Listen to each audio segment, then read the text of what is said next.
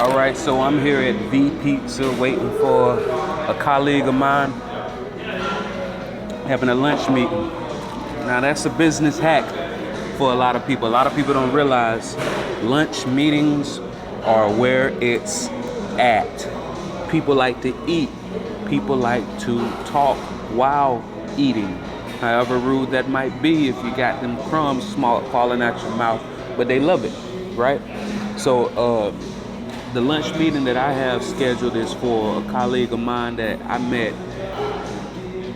Shoot, it's been over 2 years now, going on 3 years. I met from responding to a job ad on Craigslist right before I started my company. And that's when you gotta know, don't necessarily judge a book by its cover, all right? Because a lot of people might think you only got terrible jobs on Craigslist, and for the most part, I don't know, that might be true. However, I met somebody this person that I met. Now, the gig, I didn't necessarily vibe with the gig. It was a sales position, roof sales position, and I'm a great salesman. I'm an amazing salesman.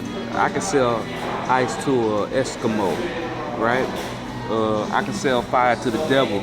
But what it is if I'm using my influence to get somebody to do something, to purchase a product or service, I expect the people who I'm selling that product or service to live up to what they say, and and in a lot of instances that did not happen. But that's neither here nor there, because what ended up happening was I formed a good relationship with this person.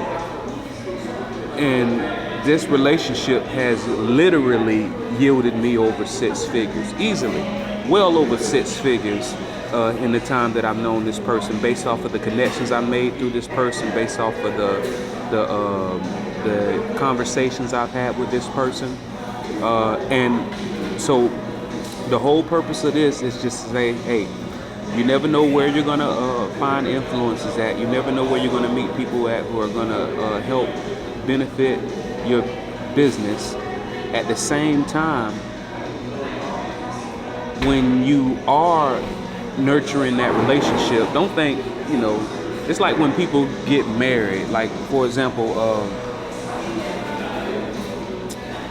one of the running jokes is that when you get married, your wife stops cooking, she stops wanting to hook up, she starts gaining weight and everything, and a lot of that, is true, but it isn't always necessarily the woman. It's the man who stops, taking you out, stops whining, stops dining, stop becoming, stop being a miss, go out, do something, you don't want to sit, nobody don't want nobody that sit on the couch all day, watching TV all day. Go out and do something, get lost for a while.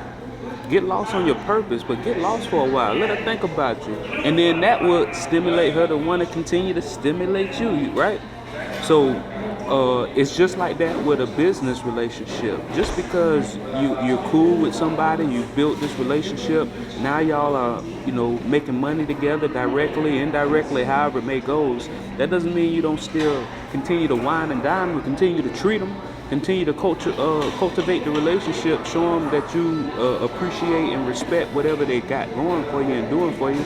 So that's what I'm doing here. I'm waiting for the person to come. It's another thing that I do that I'm not going to say on this video, but usually if everything works out the way it works out, a lot of reciprocal things happen, right? A lot of reciprocity. Now, what's reciprocity? Reciprocity is when you genuinely do something for somebody else without expecting anything in return. Genuinely do something for somebody else without expecting anything in return. Now, I use the word expect loosely, because when you know how reciprocity works and you do this the right way, 9 times out of 10, you're going to get something in return. 9 times out of 10, you're going to get some reciprocity. They're going to say, you know what, this person did something for me, I should do something for them. What can I do for them? What was that meeting about? Oh, that meeting. Oh, okay. I know this person. Right. Let me make that work. What was that lunch meeting about? Let me make it work. Let me make it happen. Now, and it works. Like I said, 9 out of 10 times. Now, here's the trick. Reciprocity works 9 out of 10 times. What about that 10th time that the person that you do something for free, for no money? What about that 10th time and that person does not reciprocate? They don't reciprocity what you did. Reciprocize, I don't know. They don't do that. They don't do what you expected. What happens?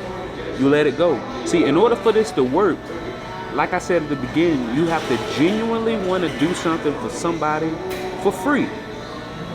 Even if it's just encouragement, even if it's just buying their product, even if it's just supporting their event. You got to do it without expecting anything in return. Even though, because you know how this works, that you know that you more than likely will get something in return. You got to do it without expecting anything in return. And when you get that, when you get to that person that does not look out for you the way you looked out for them, you can't be mad. You cannot be mad. You got to be completely okay with them not looking out for you the way you just looked out for them. Because if you're doing this, and that when you encounter that 10th person and they don't do something for you in return for you doing something for them, and you get all hurt and butthurt about it, you don't even talk to them. Come on now. So that's how it works. So like I said, the what I'm talking about in this is, don't judge a place or a book by its cover when it comes to meeting a good contact. Continue to nurture and cultivate the relationship even after you've already know each other. You've become not just colleagues but friends, and you're making money together directly and indirectly. Continue to cultivate that relationship. Continue to do the things that you did before that made them see that you were of value to have around. And when you do reciprocity, you have to be okay without getting anything in return. If it happens, let it go. That person is still your friend. That person is still your colleague. They didn't know, they appreciate what you did for them. They weren't able to help you at that time. They may never help you, or that help that you were expecting immediately might come a couple months down the road, might come a year down the road, might come a few years down the road. You never know. But if you cut them off for not immediately looking out for you, but then you're missing out. My name is Randolph Love III. I am a wealth strategist, property loss consultant. I help homeowners and business owners avoid financial catastrophe and have the option of retiring comfortably after 10 to 15 years. You've been listening to the Entrepreneurs Podcast, the place to hear real entrepreneurs and business owners bear it all.